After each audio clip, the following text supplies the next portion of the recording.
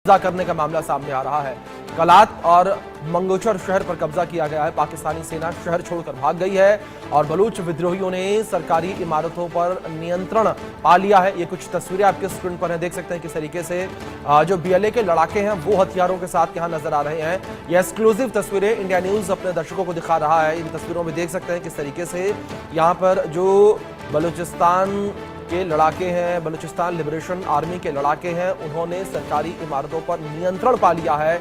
हथियारबंद ये लड़ाके जो हैं इन तस्वीरों में देखे जा सकते हैं और हमारे वरिष्ठ सहयोगी अजय जांडियाल लगातार हमारे साथ बने हुए हैं। सीधे रुख करेंगे उनका।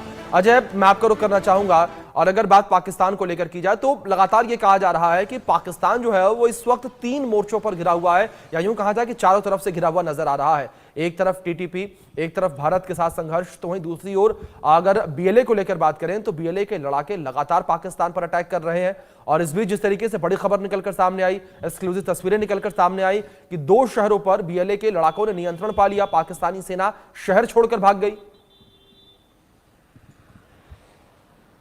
देखिए, बिल्कुल बलूचिस्तान में 2 ऐसे मुख्य टाउन हैं जहां पर बीएलए ने जो है हमला किया है और ये करने का मकसद साफ है। बीएलए लगातार बलूचिस्तान की तरफ से लड़ रहा है और उसने साफ किया है कि पाकिस्तान जो है वो उनके लोगों पर अत्याचार करता है, उनके लोगों के रिसोर्सेज का इस्तेमाल करता है और उसके बाद वहाँ के लोगों को कोई सहूलियत नहीं मिली।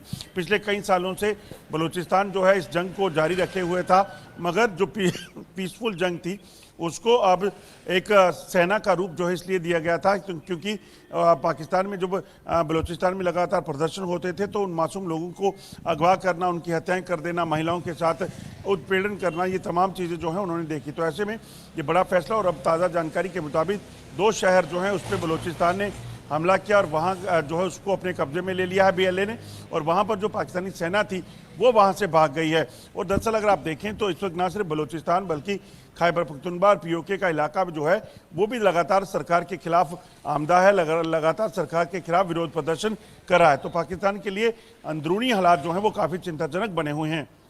बिल्कुल, जाहिर तौर पर अजय, अंदरूनी हालात पाकिस्तान के लगातार चिंताजनक बने हुए हैं। लेकिन अजय, इस बीच जो पाकिस्तानी आर्मी है उसको लेकर लगातार चर्चाएं हो रही हैं। ये वही पाकिस्तानी आर्मी है जिसके दम पर जो आसिम मुनीर है वो भारत को गीदड़ भभकी देते नजर आ रहे हैं। लेकिन जो बीएलए के लड़ाके हैं, जो अनट्रेंड एक तरीके से कहे जा सकते हैं, उनसे डरकर पाकिस्तानी सैनिक जो है वो शहर छोड़कर भाग रहे हैं और गीदड़ भभकियां ये लोग भारत को दे रहे हैं।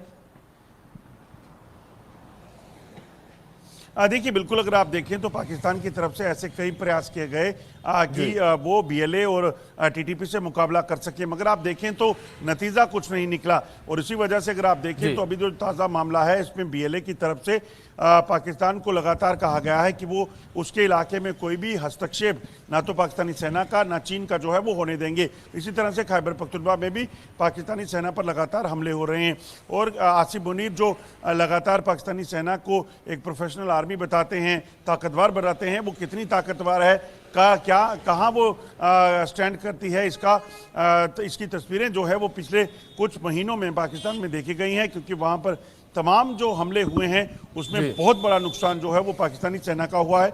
चाहे उनके काफिलों पर हमले हुए, चाहे उनके कैंप्स पे हमले हुए, इतना ही नहीं बल्कि उनकी ट्रेन तक को हाईजैक बीएलए ने कर लिया था। जी बिल्कुल, अजय आप बने रहे हमारे साथ। इस बीच एक और बड़ी खबर निकलकर सामने आ रही है जहां पाकिस्तानियों पर भारत के द्वारा डिजिटल स्ट्राइक जो है वो लगातार जारी है और भारत में पाकिस्तानी मंत्री का जो एक्स अकाउंट है यानी कि ट्विटर अकाउंट है उसे ब्लॉक कर दिया गया है। सूचना एवं प्रसारण मंत्री का ट्विटर अकाउंट बैन किया गया है। मंत्री अताउल्लाह तरार का एक्स अकाउंट बैन कर दिया गया है। ये बड़ी खबर है जो इस बीच निकलकर सामने आ रही है। तो लगातार पाकिस्तानियों पर डिजिटल स्ट्राइक जारी है। पाकिस्तानियों पर भारत की डिजिटल स्ट्राइक लगातार जारी है।